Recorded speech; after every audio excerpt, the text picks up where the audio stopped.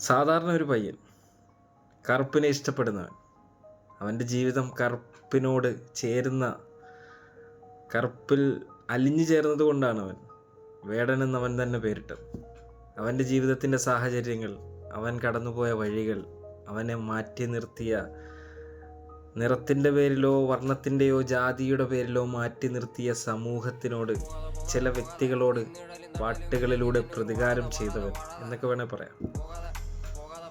കേരളക്കരയിൽ മലയാളികളുടെ മനം കവർന്ന, മനസ്സ് കീഴടക്കിയ റാപ്പർ, പലർക്കും വേണ്ടി പല രീതിയിലും പാട്ടുകൾ പാടിയവൻ,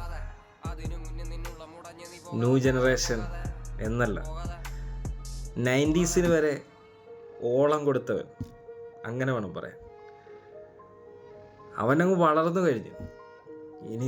ഇനി എവിടെ അടച്ചാലും ആ വളർച്ച വളർന്നുകൊണ്ടേയിരിക്കും.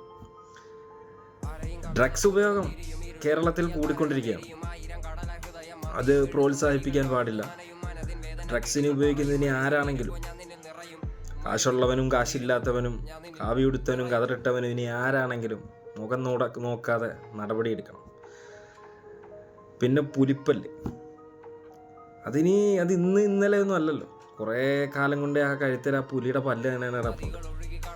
അതൊന്നും കാണാത്തൊരു പല്ലിന്ന് പെട്ടെന്ന് കണ്ടു. ഇതുപോലെ തന്നെ ആയിരുന്നു കലാഭവൻ മണി എന്ന് പറയുന്ന, നമ്മളിൽ നിന്നൊക്കെ ഇപ്പം മൺമറഞ്ഞ് പോയി മനസ്സുകളിൽ നിറഞ്ഞു നിൽക്കുന്ന ഒരു കലാകാരൻ. അദ്ദേഹത്തിൻ്റെ കയ്യിലൊരു സ്വർണത്തിൻ്റെ ഇടിവളയുണ്ട്. സ്വർണം കടത്തി എന്ന് പറഞ്ഞിട്ട് എയർപോർട്ടിൽ ഇതേപോലെ കുറേ പ്രശ്നങ്ങളും കാര്യങ്ങളും ഉണ്ടായി. തകർക്കാൻ നോക്കി, തകർന്നു. അതാ ഒരു ലൈനിൽ അത് പോയി. പക്ഷെ ഇത് കത്തിക്കൊണ്ടേയിരിക്കും, അണയ്ക്കാൻ പറ്റത്തില്ല. വേടനെയൊക്കെ പോലുള്ളവരെ ഒന്നും ചെയ്യാൻ പറ്റത്തില്ല. ഇനി ജയിലിലിട്ടാലും 100 വേടന്മാർ പുനർജനിക്കും.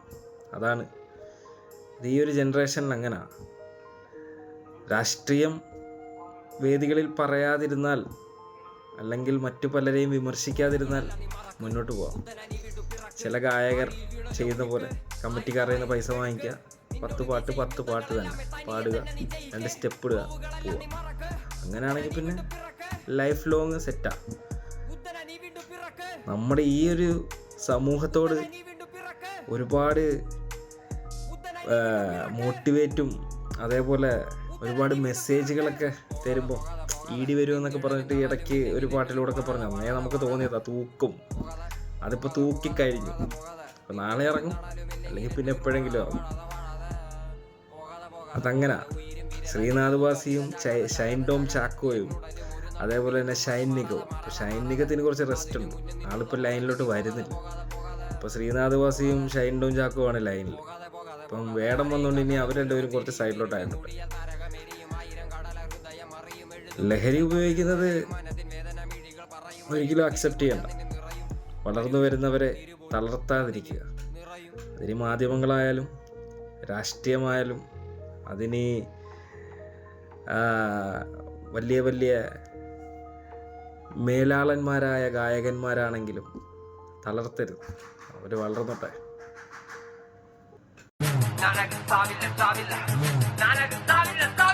സമരല്ലാരും കല്ലെറിഞ്ഞേ, കല്ലുകൊണ്ട് എന്റെ മുഖം